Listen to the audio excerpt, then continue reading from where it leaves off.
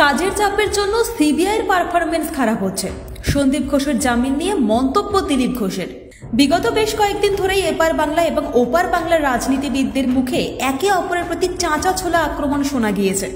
সেই ধারাবাহিকতা বজায় রেখেই শনিবার সকাল সকাল বাংলাদেশ নিয়ে ফের তোপ দাগলেন দিলীপ ঘোষ। শিলিগুড়িতে বিজেপি সদস্য সংগ্রহ অভিযান অনুষ্ঠানে যোগ দিতে আসেন দিলীপ ঘোষ। শিলিগুড়ির বাজারে এই অভিযানে অংশগ্রহণ করে বাংলাদেশকে এদিন কুকুরের সঙ্গে তুলনা করলেন দিলীপ ঘোষ। তিনি বলেন, ভারতের উচ্ছিষ্ট খেয়ে যারা বেঁচে আছে তারা কিনা ভারতকে চমকাবে। রাস্তায় চলতে গেলে নেড়ি কুকুর আসে, কিন্তু তাদের দেখে ভয় পেলে চলবে না। ভারতকে আজ সারা বিশ্ব চেনে, কিন্তু বাংলাদেশকে কে চেনে? ভারত থেকে প্রয়োজনীয় সামগ্রী না পেলে তারা কিভাবে চলবে? পার্থ চট্টোপাধ্যায়ের জামিন প্রসঙ্গে বলেন, রাজ্য সরকারের পুলিশ নিষ্কর্মা, সেই জন্য সব কেস দিতে হচ্ছে সিবিআইকে। রাজ্য পুলিশের থেকেও এখন বেশি কেস রয়েছে সিবিআইয়ের হাতে, সুতরাং চার্জশিট দিতে দেরি হচ্ছে, জামিন হয়ে যাচ্ছে। তদন্ত করতেও তো সময় লাগে। লোকবল কম রয়েছে সিবিআইয়ের কাছে, কিন্তু কেস বেশি রয়েছে।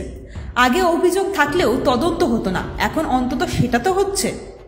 পশ্চিমবাংলাতেও জেলাতে আমরা সেটা করছি। আমি ম্যাক্সিমাম জেলাতে গেছি।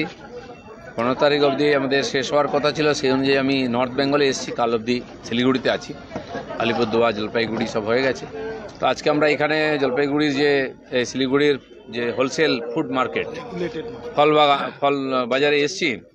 তো তারা স্বাগতও করলেন এবং ফলের যারা দোকানদার আছেন, ব্যবসায়ী আছেন, তাদেরকে আমরা মেম্বার করছি। কমসে কম 50 লাখের কাছে আমরা পৌঁছবো। গতবারে অনেক বেশি হয়েছিল, কেবল মিস কল দিলে হতো। এবারে পুরো বায়োডাটা নিতে হচ্ছে, সেটা আপলোড করতে হচ্ছে, সেখানে সময়ও লাগছে, একটু গতি কম আছে, কিন্তু সব কর্মীরা লেগেছেন, এগোচ্ছি আমরা টার্গেটের দিকে।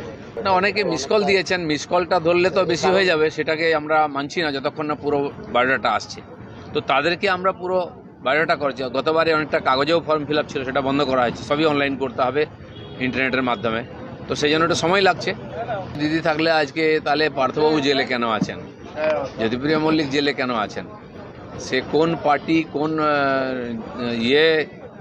আইনের সামনে সবাই সমান আছে। আর ভারতীয় জনতা পার্টি না আইনে হস্তক্ষেপ করে, বরঞ্চ আইনকে সংরক্ষণ দেয়।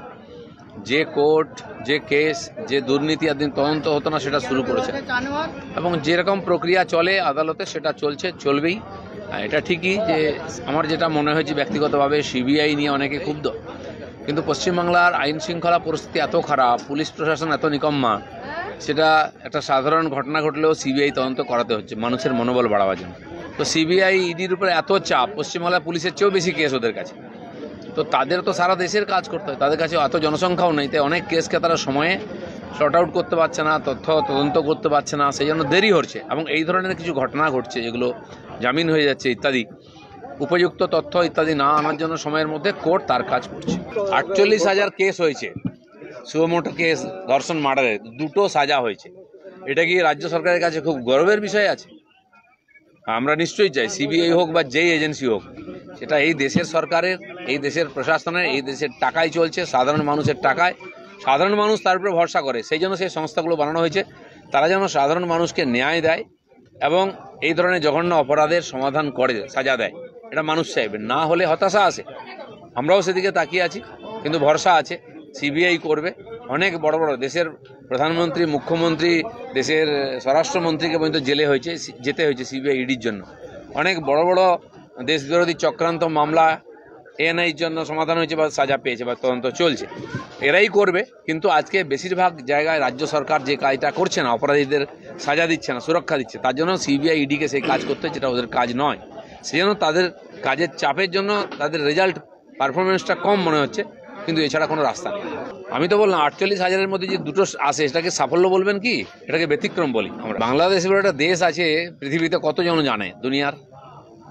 আজ ভারত বলে দেশ আছে, এটা সবাই জানে এবং টের পাচ্ছে। চীন, আমেরিকাকে ধাক্কা মারছি আমরা। সেখানে যারা আমাদের দয়ায় দাক্ষিণ্যে বেঁচে আছে উচ্ছিষ্ট খেয়ে, তারা ভারতকে চমকাবে।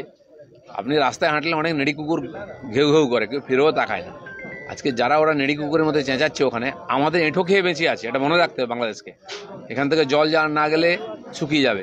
চাল, ডাল, তেল, নুন, ওষুধপত্র, সার থেকে আরম্ভ করে সামান্য জিনিস পর্যন্ত ওখানে চলে যায়। ট্রিটমেন্ট করার জন্য এখানে আসে ওরা। সেটা আমাদের ঘাড়ে বসে আমাদের চমকাচ্ছে, গায়ে মশা বসলে কেউ চিন্তা করে না ওটা নিয়ে। ব্যুরো রিপোর্ট, আজ বাংলা।